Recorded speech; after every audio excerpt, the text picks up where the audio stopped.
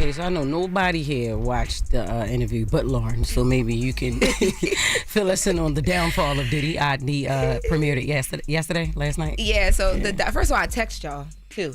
Nobody watched it?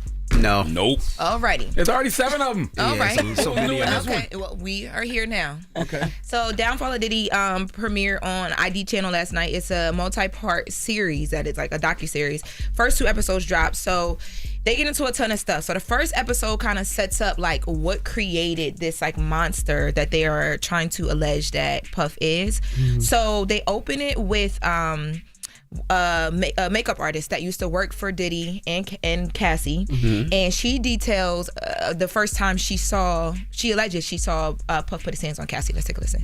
Puff and Cassie were dating. There was a party, and she was staying at the Beverly Hills Hotel. I fall asleep on the couch because I don't go out, and he storms in. Where the is she? I wake up all of a sudden like who? And then they go into the room, shuts the door. All I hear is get the out of here, get the out of here. He's like on a rage. He's being Puff. I'm packing her stuff up. Once he leaves, I see the aftermath on Cassie. She has knots on her head, bruised eye, busted lip. It was horrific. And so all I can think of was, we need to get back to my house. You need to get the out of here. We can't call the police. We can't go to the hospital. We're scared of Puff. Yeah, and those were like her account. So that makeup artist, she's speaking in the doc, but there were other accounts in different filings. And when that Cassie video came out, remember there was like the former security guard who came out and said he allegedly saw like Puff and Cassie. Dawn Richards also recollected some things when she came out with her filing as well too. So they reiterated that a lot in the doc, but they also talked a lot about Puff's upbringing and his mom and how he was raised, trying to, I guess, make the point of this is how he ended up where he is now. Let's take a listen to Diddy's childhood friend. At an early age, it was instilled in him that he can't be seen as weak, and the only way to respond to weakness, or this idea that you're being perceived as weak, is to respond with force. My mother was, I guess, raising me for the real world. She's always told me if somebody hit me, make sure I hit them back harder. Make sure they never hit me again. You make sure I them up. Moms made sure, listen, don't come here talking about you got beat up. Don't come here talking about somebody took something from you. I don't want to hear none of that. Go get it back. You can't come in my house until it's right. So he had to make a choice. He had to man up. So I'm going to make more than you. I'm going to do more than you. I'm going to be more successful than you so I can call the shots. I know Puff mom like, boy, I wasn't talking about no damn women. I think most parents tell their sons that. Like, if somebody punches you, you hit them back. They not talking about the women. Yeah, all the way wrong. They talked a lot in the doc too about like in this part about how his mom, you know, like I don't know how y'all parents raise y'all, but like don't come back home. Don't come back home if you ain't win that fight. Like that type of vibe. Not don't come back home because it's my house, but yeah, you gonna fight him. Don't you run keep from a fighting. fight. Yeah, you don't like, run my from a father fight. had me like, no, you gonna go back until you beat her. Yeah, don't run from a fight. But if you lose, you lose. You get back up. But yeah, you don't run from a fight. Yeah. You don't fight women. No, but you don't no, fight I'm women. saying- Talking about women. Exactly. So what she I'm wasn't saying, talking about women. I said that to No, say that dangling people off of the balconies though, the guys. I'm saying that to say that they're trying to paint him as this like violent like person who doesn't understand when to stop. And I think that the reason why they brought this up, even though they don't say his mom told him to do that with women, is because they're beginning to paint this picture that they go into a lot in part 2 about how because of who he grew to be, like the big icon, the big, you know what I mean? He just never knew when to stop. He got in these, allegedly, he would get in these rages and that's when things would happen. Power. A lot of power. So another thing they talked about too was, and this was after he had become like Puff, his star is growing, he has some money now. Him and Misa Hilton had some issues that people recollect in his doc too. Let's take a listen. One night, Puffy decided that he didn't want Mr. Hilton to go out. He got into this rage and she screamed and her parents came out. He just grabbed the baby and he said, you're not getting this baby, you're not having it. The father tried to talk to him and he doesn't like being talked to. The grandmother tried to talk to him and everything. Eventually they had to call the police. Mr. Hilton, they have felt that something was really happening that she had no control over. This is her life. He was using the baby to control her. That, I think, scared her a lot.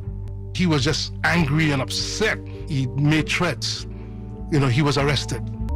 She was one of the few people who got to understand that type of rage, who he was.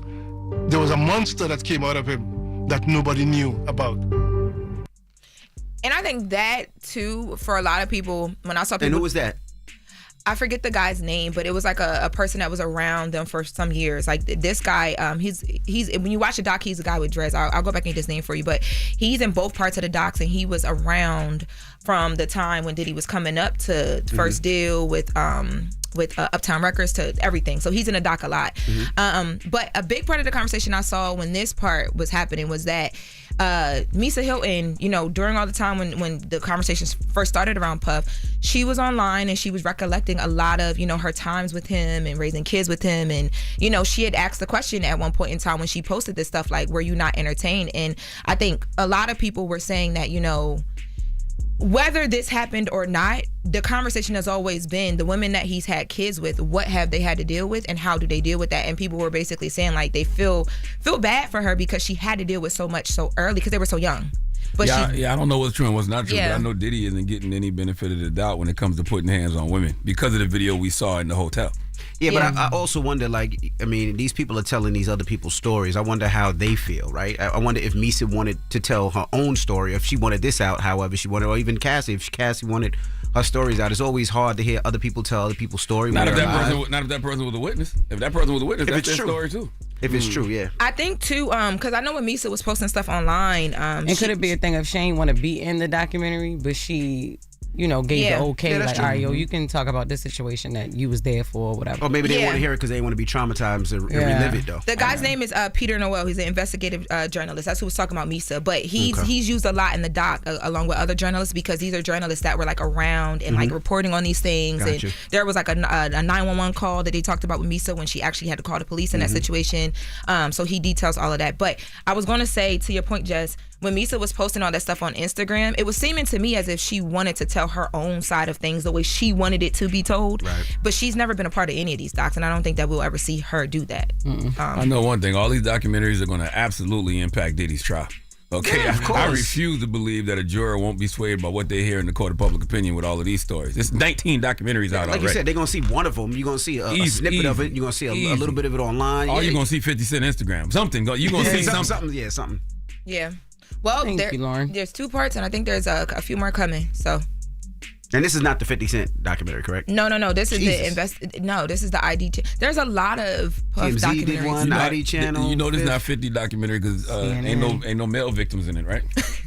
I have not heard from a male victim. It's gonna be yet a in lot this of doc. butt touching in 50's documentary. I'm telling you right now, when 50 do his Diddy documentary, it's gonna be a lot of male victims. I'm letting you know that right now. No, stupid. Okay. All right. Well, thank you. I heard he was gonna name it. I heard Puffy touched your butt, but that's too long a title. What? That's crazy. Yeah. I heard Puffy touched your butt. That's what 50 was gonna name it. Oh my god. Yeah. You ain't Such a heard parody. that. I did. Well, I got sources too, Lauren. I know you got the butt sources. We know. Anything with Buddy, he pulls it right That's up. right. I do butt dials. That's how I get that kind of information. Oh my god. All right. Thank you for Jess with the Mess. Now, when we come back, we got front page news, so don't go anywhere. It's The Breakfast Club. Good morning. Wake that ass up. Early in the morning. The Breakfast Club.